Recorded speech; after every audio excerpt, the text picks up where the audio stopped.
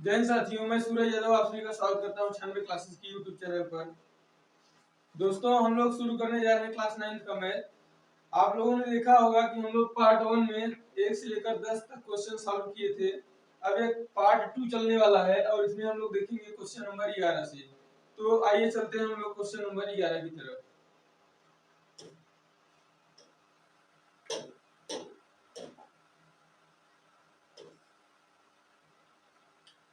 ध्यान दीजिएगा, जो भाई लोग भी पार्ट 1 नहीं देखे हैं वो जाके हमारे चैनल पर पार्ट 1 देख लेंगे। उसके बाद तब हम लोग देखेंगे क्वेश्चन नंबर 11 की तरफ। आइए इसको हम लोग देखते हैं।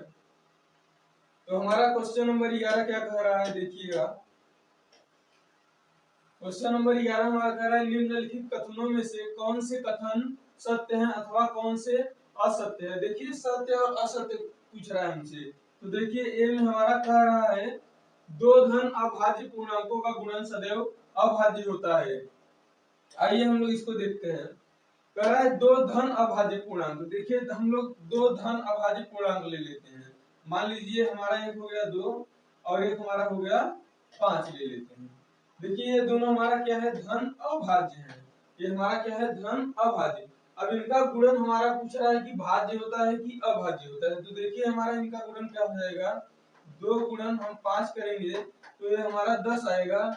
जो संख्या की हमारा क्या है, भाज्य है। क्या है हमारा, भाज्य है। जो 10 है ये हमारा 2 से भी कटेगा और 5 से भी कटेगा। आइए इसी प्रकार हम एक उदाहरण और देखते हैं। मान लीजिए कि हम ले लेते हैं 7 को और एक संख्या हमारा 11। देखिए, 7 जो है ये भी एक अभाज्य है और 11 ये भी क्या है, हमारा अभाज्य है। यदि हम इन दोनों का गुणा करेंगे तो हमारा क्या हो जाएगा, 77। और 77 जो है ये क्या है, ये हमारा भाज्य संख्या है।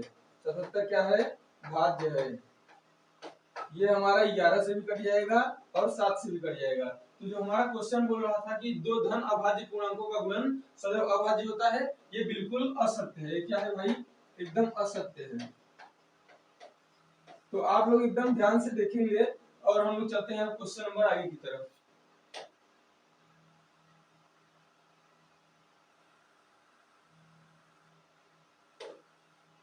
देखिए, क्वेश्चन नंबर आगे क्या कर रहा है, बी वाला। दो धन अभाज्य पूर्णांकों का योग सदैव अभाज्य होता है। उसमें हमारा गुणा था, इसमें हमारा योग पूछ रहा है। तो देखिए, हम लोग फिर से वही लेंगे, दो अभाज्य पूर्णांक लेते हैं। मान लीजिए पहला हमारा 2 हो गया और दूसरा हमारा 3 हो गया। कह रहा है इन दोनों का योग करने पर जो संख्या प्राप्त होगी वो हमारा अभाज्य होता है। तो आइए हम लोग देखेंगे, 2 + 3 ये क्या हो गया हमारा, 3 2 5। ये संख्या हमारा अभाज्य हो गया। एक और देखेंगे, मान लीजिए हम 3 ले लेते हैं और 5 ले लेते हैं। यदि इन दोनों को हम जोड़ेंगे तो 8 होगा और ये हमारा क्या है, ये हमारा भाज्य है। तो हम देखेंगे कि जो हमारा धन पूर्णांक, जो दो धन अभाज्य पूर्णांकों का योग सदैव अभाज्य नहीं होता है। ये कभी कभी भाज्य भी होता है और कभी कभी अभाज्य भी होता है। आप लोग उदाहरण के माध्यम से समझते हुए चलेंगे। तो चलिए चलते हैं हम लोग आगे की तरफ।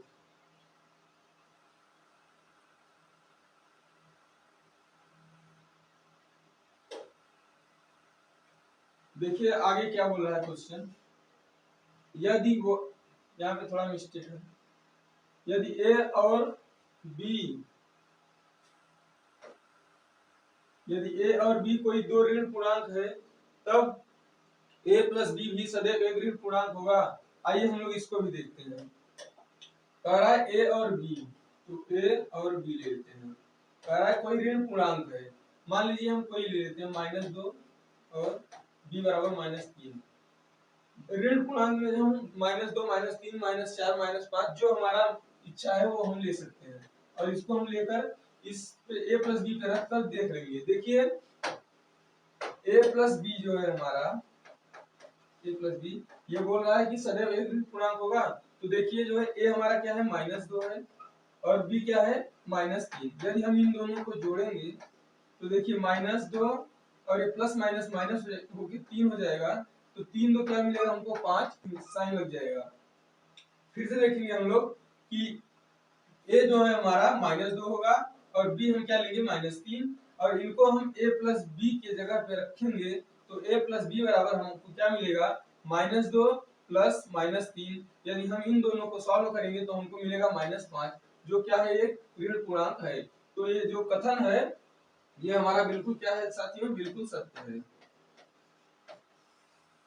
चलिए, आप लोग बहुत ही अच्छी तरीके से वीडियो को देखते हुए चलेंगे और अब हम लोग चलेंगे क्वेश्चन नंबर आगे की तरफ। आप लोग एकदम ध्यान से देखते हुए और कॉपी में लगाते हुए चलेंगे।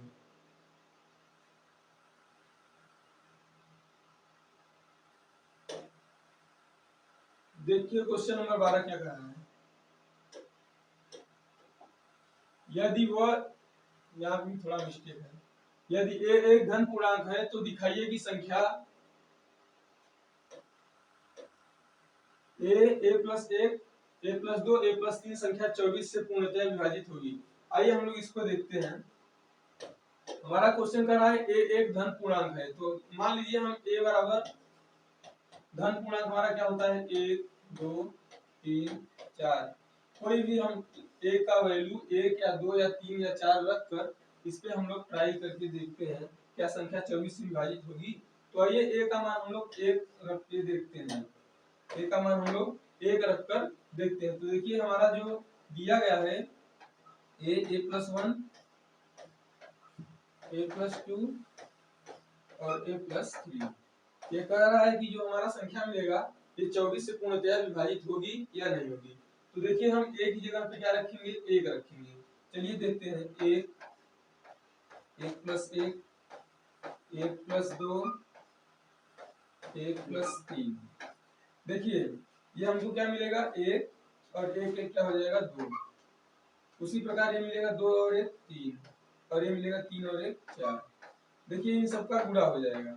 देखिए 2 1 का 2 गुणे 3 चौके 12 और हमको प्राप्त होगा टोटल 24। क्या मिलेगा साथियों, 24 मिलेगा। पूछ रहा है कि जो संख्या प्राप्त होगी क्या वो 24 से विभाजित होगी। तो साथियों 24 से तो 24 कट ही जाएगा। चलिए उसी प्रकार हम यदि 2 को लेकर देखेंगे तब भी हमारा 24 से कटेगा या नहीं कटेगा। आइए हम लोग देखते हैं इसको भी।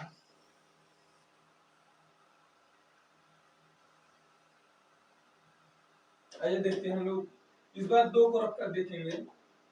देखिए ए प्लस 1, ए प्लस 2 और ए प्लस 3।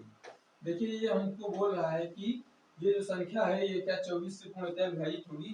तो आइए देखते हैं। इस बार हम 2 को लेकर रखेंगे इसको। 2 2 प्लस 1, 2 प्लस 2, 2 प्लस 3। देखिए यहाँ 2 और 1 3 और 3 दूनी 6 हो जाएगा और ये 2 और 2 4 और ये 2 3 5।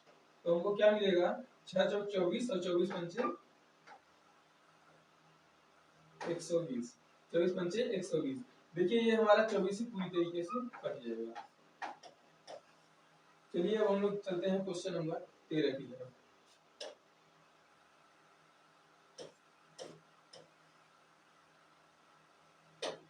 देखिए क्वेश्चन नंबर 13 क्या कह रहा है।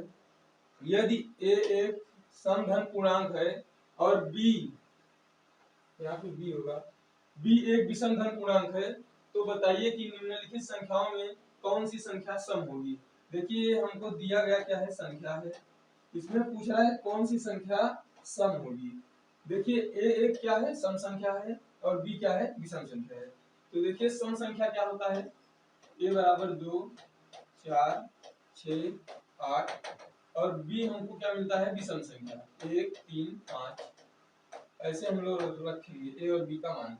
देखिए सम संख्या पूछ रहा है ना, तो हम ए स्क्वायर क्या होगा हमारा, ए क्या है हमारा, विषम संख्या है। यदि ए क्या है हमारा, सम संख्या है।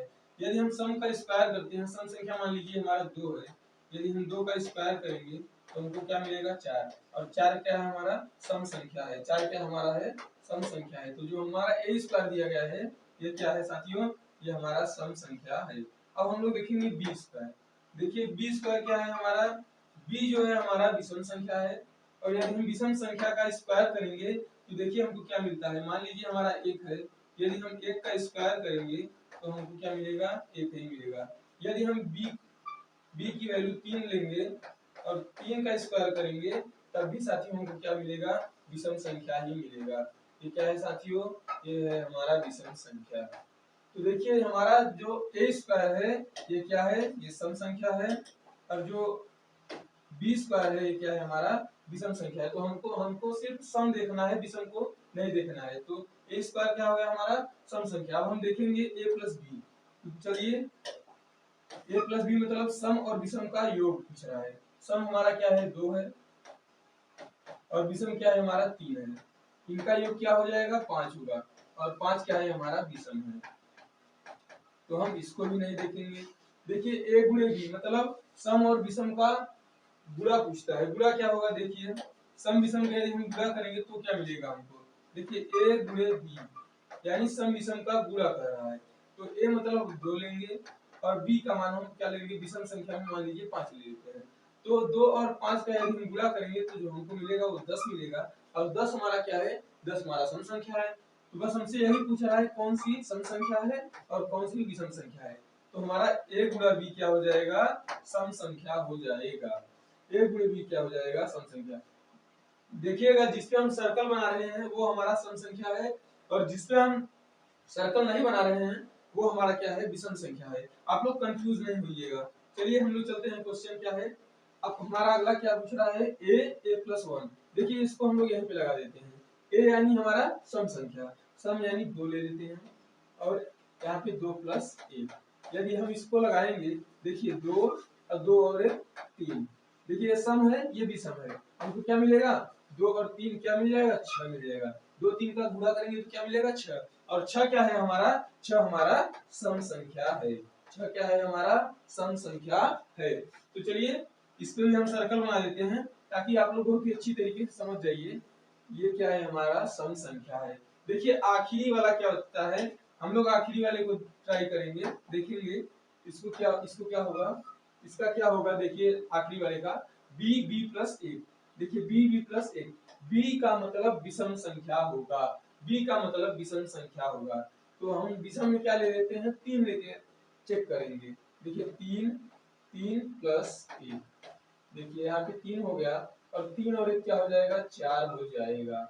और हम इसका गुणा करेंगे तो क्या मिलेगा हमको, 12 मिलेगा। क्या मिलेगा हमको, 12 मिलेगा। और 12 क्या है हमारा, 12 हमारा सम संख्या है। 12 हमारा सम संख्या है।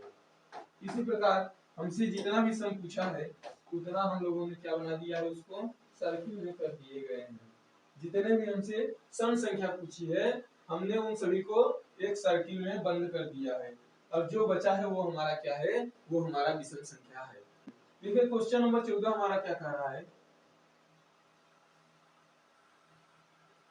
देखिए आइए हम लोग देखें क्वेश्चन नंबर 14 क्या है। धन पूर्णांकों के किन गुणधर्मों के अंतर्गत निम्नलिखित कथन सत्य है। देखिए साथियों कथन हमारा पहले से ही सत्य है, हमको बस देखना है कि ये किस गुणधर्म के आधार पर कथन सत्य है। ये होगा हमारा योग पर गुणा का वितरण नियम। योग पर गुणा का वितरण नियम। योग पर गुणा का वितरण नियम, ये किस गुणधर्म के आधार पर सत्य है, योग पर गुणा का वितरण नियम। देखिए आप लोग को कलर डिफरेंट लग रहा होगा, मैं इसको अभी चेंज कर दे रहा हूँ। देखिए ये किस गुणधर्म के आधार पर सत्य है, तो हमारा हो जाएगा योग पर गुणा का वितरण नियम के गुणधर्म पे क्या हो जाएगा, हमारा सत्य हो जाएगा। मान लीजिए आप लोग कैसे इसको देखेंगे, देखिए मान लीजिए हमारा एक, ध्यान से देखिए आप लोग, देखिए यदि हम a लेंगे और यदि हम इसका गुणा करेंगे b प्लस सी, ध्यान दीजिएगा, तो ये हमको क्या मिलेगा, a गुणा b प्लस a गुणा c। ये क्या हो गया हमारा, एकदम सत्य हो जाएगा। यदि हम इसकी कुछ वैल्यू रखकर चेक करेंगे तो देखिए क्या होगा। मान लीजिए हम a की वैल्यू 2 ले लेते हैं, b की वैल्यू 3 और c की वैल्यू 4। तो देखिए हमको क्या मिलेगा, 2 गुणे 3 प्लस 2 गुणे 4।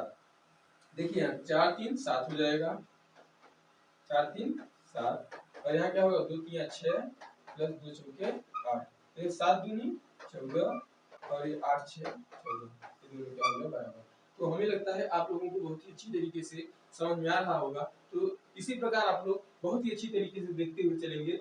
जिस भी साथी को जहाँ भी दिक्कत होगी, और हाँ, यदि आप लोग हमारा पार्ट 1 नहीं देखे हैं तो जा करके पहले पार्ट 1 देखिए, तब आकर के पार्ट 2 देखिए, अन्यथा समझ में नहीं आएगा। चलिए हम लोग चलेंगे क्वेश्चन नंबर आगे की तरफ। देखिए, देखते हैं हमारा क्वेश्चन नंबर अगला क्या बोल रहा है। देखिए 14 का बी दिया है, 14 का बी, इसमें भी वही सेम टू सेम पूछ रहा है। इसमें भी वही पूछ रहा है कि ये किन गुणधर्म के अंतर्गत कथन सत्य है। मतलब कथन हमारा पहले से सत्य है, कथन हमारा क्या है, पहले से ही सत्य है। देखिए ये कह रहा है कि 3 + 5 + 9 = 3 + 5। अच्छा, ये हमारे गुणधर्म के आधार पर सत्य है। योग का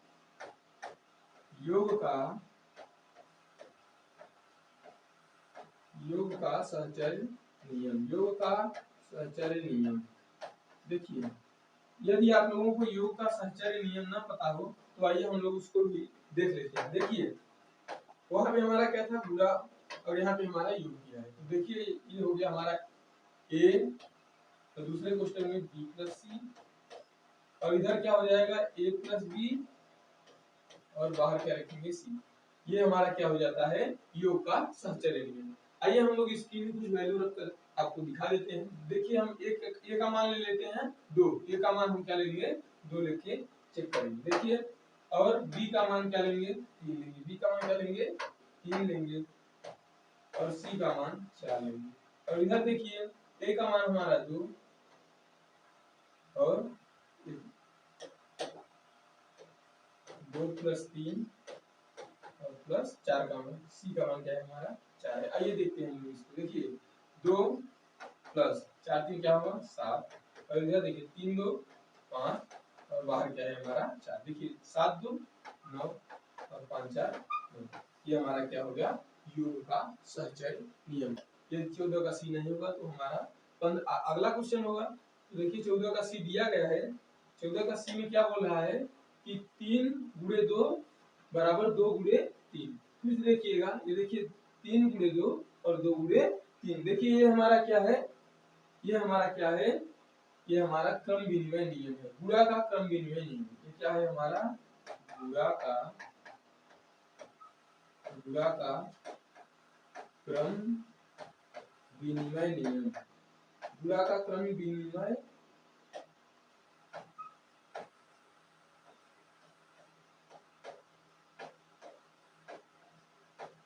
देखिए ये हमारा क्या है, गुणा का क्रम विनिमय नियम।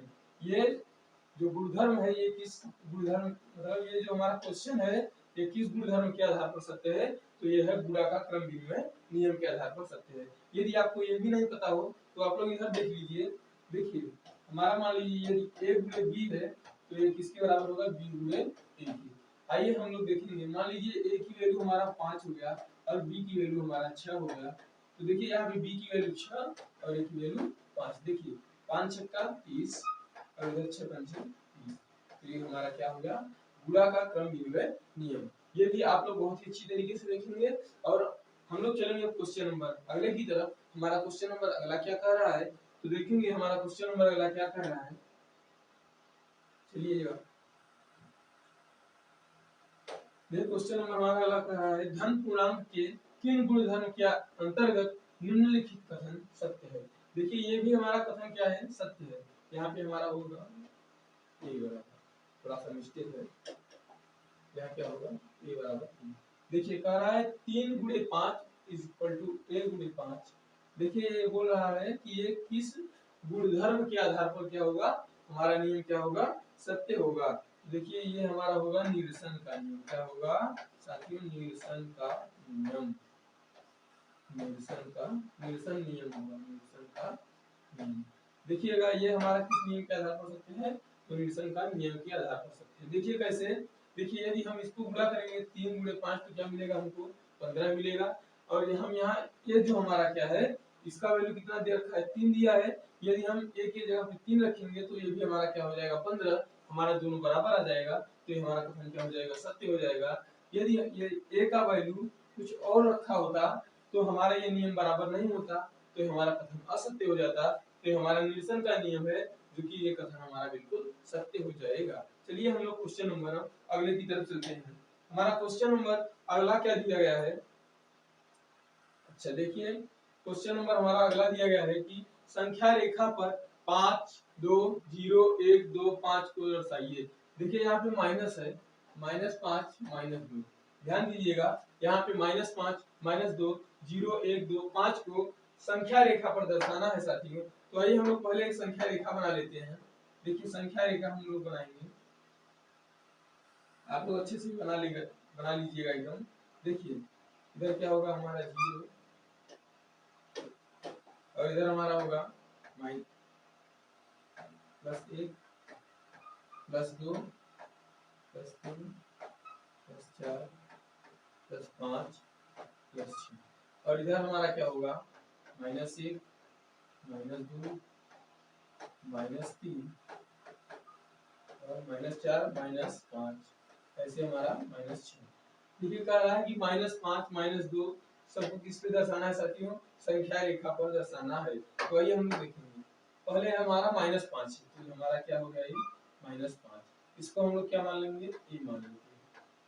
और कह रहा है -2 हमारा इधर है, हम लोग इस बिंदु को क्या मानेंगे बी मानेंगे। फिर कह रहा है 0, देखिए 0 हमारा इधर है, हम लोग इसको सी से प्रदर्शित कर देते हैं। फिर कह रहा है 1, तो हमारा 0 के बगल में क्या दिया गया है 1, इसको हम डी से प्रदर्शित करेंगे। फिर कह रहा है 2, ये देखिए ये हमारा ई हो जाएगा बिंदु। फिर कह रहा है 2 के बाद 5 इधर है, ये हमारा क्या हो जाएगा ये हो जाएगा। देखिए इसको संख्या रेखा पर दर्शाना था, हमने बहुत ही अच्छी तरीके से दर्शा दिया है। आप लोग इसको बहुत ही अच्छी तरीके से देखेंगे और देखेंगे हमारा अगला क्वेश्चन है या नहीं है।